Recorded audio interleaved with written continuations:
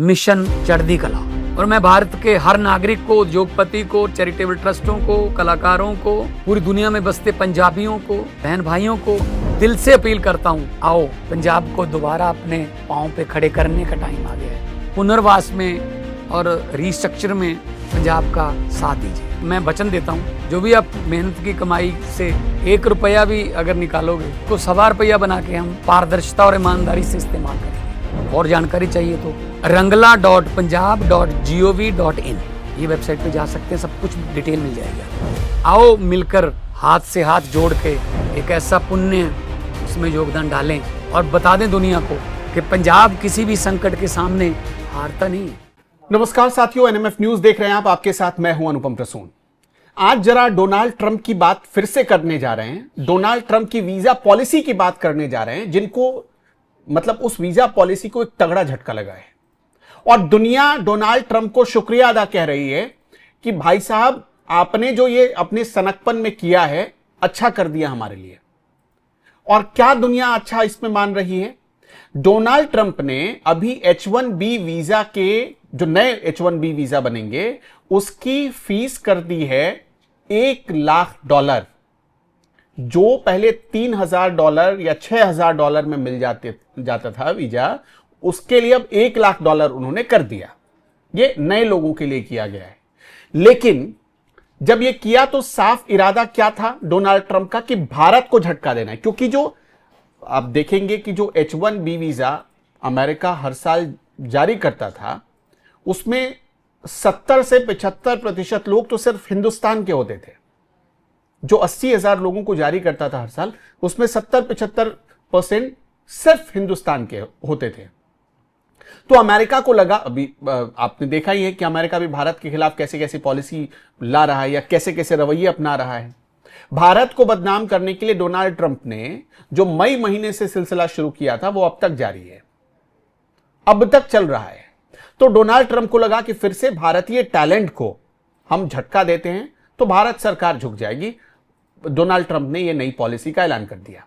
लेकिन अब दुनिया थैंक यू बोल रही है डोनाल्ड ट्रंप को कि आपने बहुत सही काम किया कि कम से कम जो भारतीय टैलेंट यूएस जाते थे वो अब हमारे देश आ पाएंगे। आपको लग रहा होगा कि हम ये हवा में बोल रहे हैं, नहीं। जर्मनी के अधिकारी ने बाकायदा मीडिया में आकर यह बात कही है कि हम चाहते हैं कि भारतीय टैलेंट जर्मनी आए, जर्मनी में। और उन्होंने बाकायदा एक एग्जाम्पल भी दिया है। मैं चाहता हूं कि आपको कुछ बताऊं उससे पहले आपको वो बात जरूर सुननी चाहिए। वो इसलिए सुननी चाहिए कि उससे पता चलेगा क्या हो रहा है दुनिया में, कैसे भारत की तूती बोल रही है। जो फिलिप आर्कमैन हैं, जर्मनी के एम्बेसडर आप कह लीजिए, दूत कह लीजिए, उन्होंने कहा है कि हम चाहते हैं कि अपनी पॉलिसी में ऐसा बदलाव कर दे कि भारतीयों के लिए जर्मनी एक बहुत विश्वास पात्र जगह बन जाए। वो कह रहे हैं कि जैसे जर्मन कार भरोसेमंद होती है, वैसे ही चाहते हैं कि हम भारतीय टैलेंट के लिए कुछ भरोसे वाला रास्ता खोल दें। आप सुनिए उनको। This is a good moment to talk about Indians working in Germany. Indians are amongst the top earners in Germany. The average Indian working in Germany earns more than the average German working in Germany. And that's pretty good news. Because a high salary means that Indians are contributing big time to our society and our welfare. We believe in hard work and we believe in giving the best jobs to the best people. Our migration policy works a bit like a German car. It's reliable, it is modern, it is predictable. It will go in a straight line with no zigzags. And you don't have to fear a full brake at a top speed. We do not change our rules fundamentally overnight. Highly skilled Indians are welcome in Germany. If you want to find out what Germany has to offer, click on the link tree below. I'm sure you'll find surprising opportunities. Philip Ackerman को आप सुन रहे थे। उन्होंने क्या कहा? उन्होंने कहा कि भाई साहब हम अमेरिका की तरह नहीं है जो रातों रात हमारी पॉलिसी बदल जाती है, हमारी माइग्रेशन पॉलिसी बदल जाए। हम अमेरिका की तरह नहीं है। हम जैसे जर्मन कार भरोसेमंद होते हैं वैसा उस तरह का भरोसा आप हमारे ऊपर कर सकते हैं। ये भारतीयों को मैसेज दे रहे थे फिलिप एकरमैन। तो इससे साफ पता चलता है कि भारतीय टैलेंट की दुनिया में क्या कद्र है। अब आपको अगर कद्र समझना ही है तो जब से H1B वीजा पॉलिसी के नियमों में बदलाव किया है डोनाल्ड ट्रंप ने, तब से दुनिया के कौन कौन से देश हैं जिन्होंने भारत के टैलेंट के लिए रास्ते खोले हैं। मतलब पलक पावड़े बिछाकर स्वागत किया जा रहा है दुनिया में। यह समझ लीजिए भारतीय टैलेंट का। और एक दिलचस्प बात आपको और बता देते हैं, T1 मोबाइल पता है आपको किसका है? T1 मोबाइल है खुद डोनाल्ड ट्रंप का। और जिस वक्त डोनाल्ड ट्रंप को भारतीयों से नफरत हो रही है, जिस वक्त डोनाल्ड ट्रंप भारतीयों के खिलाफ अपनी वीजा पॉलिसी में चेंज कर रहे हैं, उसी वक्त उन्होंने T1 मोबाइल के सीईओ को एक ऐसा सीईओ बनाया है जो भारत का है। बताइए, उनको टैलेंट अमेरिका में नहीं मिला, अपनी कंपनी के सीईओ को वो अमेरिका से ढूंढ नहीं पाते और कहते हैं कि हम चाहते हैं कि अमेरिकी टैलेंट को मौका मिले। क्योंकि डोनाल्ड ट्रंप को पता है कि दुनिया अगर चल रही है, आईटी सेक्टर दुनिया की अगर तरक्की कर रही है, तो उसमें एक बड़ा योगदान भारत के आईटी माइंड्स का है, भारत के टैलेंट का है। आपको ग्राफिक्स के जरिए समझाते हैं कि दुनिया के कौन कौन से देश हैं जो चाहते हैं कि भारतीय टैलेंट अमेरिका अब ना जाए, हमारे यहां आ जाए।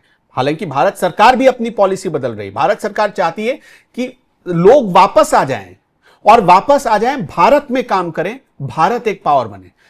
अमेरिका के H1B वीजा नियमों में बदलाव से दुनिया भारतीय टैलेंट को बुला रही है। वो कौन कौन से देश है, वो उसकी लिस्ट आप देखिए। ऑस्ट्रेलिया कह रहा है कि हमारे यहां आ जाओ। स्वीडन कह रहा है कि हमारे यहां आ जाओ। यूएई भारतीय टैलेंट को बुला रहा है। न्यूजीलैंड बुला रहा है। फ्रांस बुला रहा है। फ्रांस ने भारतीयों को ज्यादा से ज्यादा आने को कहा है। आपको ब्रिटेन के बारे में बता देते हैं। स्टीव कैमर ने साफ तौर पर कहा है कि आपको परेशान होने की जरूरत नहीं है। आयरलैंड, नीदरलैंड, नॉर्वे, यूके और चीन तक भारतीय टैलेंट को अपने देश में बुला रहे हैं।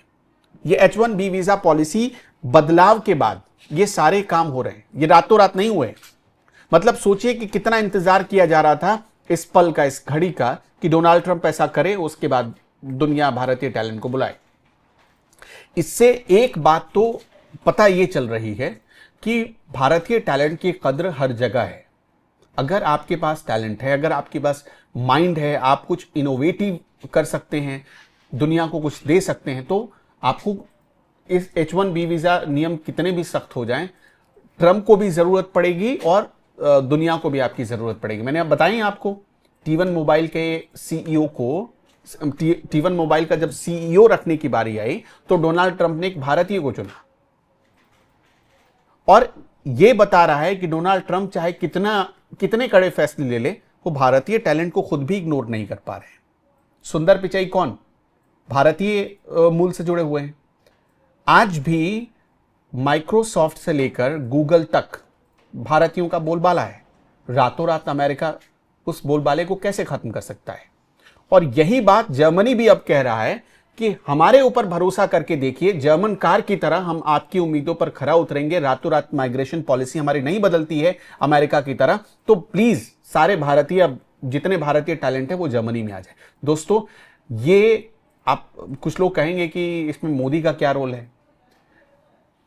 मतलब नरेंद्र मोदी के दौर में भारतीय टैलेंट को जो ग्लोबल पहचान मिली है, उसी का ये असर है, उसी का ये नतीजा है। आपका क्या मानना है, हमें कमेंट में जरूर बताते चलिएगा।